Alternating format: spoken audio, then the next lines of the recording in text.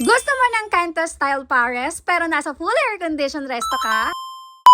Hi loves! It's me, Mami Nix Diary! And for today's video, dahil nga rainy season na, nag-crave ako ng goto at si Daddy naman pares. Kaya tara, samahan nyo kaming kumain ni Daddy dito sa Go Tomorrow. Dito lang yan sa 112 JP Rizal Street, Poblacion, Santa Maria, Bulacan. At sa harap lang mismo ng Alpamart. Eto na nga, pagpasok ko pa lang nakaka-surprise yung place. Mala Instagrammable, malinis, malawak at perfect to comfort yourself. Paano pa kaya yung food nila? So eto na nga, umorder ako para sa amin ni Daddy. Syempre, unang-una yung kanilang special goto. Ang pagkakaalam ko nga, this is the heart of their brand. And isa sa signature na ino-offer nila. It has the rich, comforting flavors na kapag kinain mo, para kang nakatikim ulit ng luto ng mama mo. Kaya sobrang comforting talaga nung lasa. Also, I ordered pork sisig kasi isa to sa mga favorite namin ni Daddy. Grabe, ito is a combination of savory, tangy, and crispy texture na talagang nagko-complement sa other signature dishes nila. At isa to sa pinaka-delicious option na pwede niyong piliin kapag kakain na kayo dito. Lastly, I ordered Kanto-style pares. Isa din sa signature ng kanilang resto at isa din sa crowd's favorite. Imagine yung Kanto-style pares, kakainin mo na sa loob ng fully air-conditioned resto. It's tender, flavorful beef, and it has a savory sauce. Kaya hindi ako matataka kung kasama to sa listahan nila ng crowd's favorite and one of their best-selling dishes. Plus points nga sila kasi nga meron silang pa-condiments every table. Overall nga, hindi ako nagsisi na ito yung order namin. Talagang simut-sarap. Kaya Bulakenyo, dayuhin nyo na ang Go Tomorrow. At good news nga dahil available sila sa Grab and Food Panda. Kaya ano pang hinihintay nyo?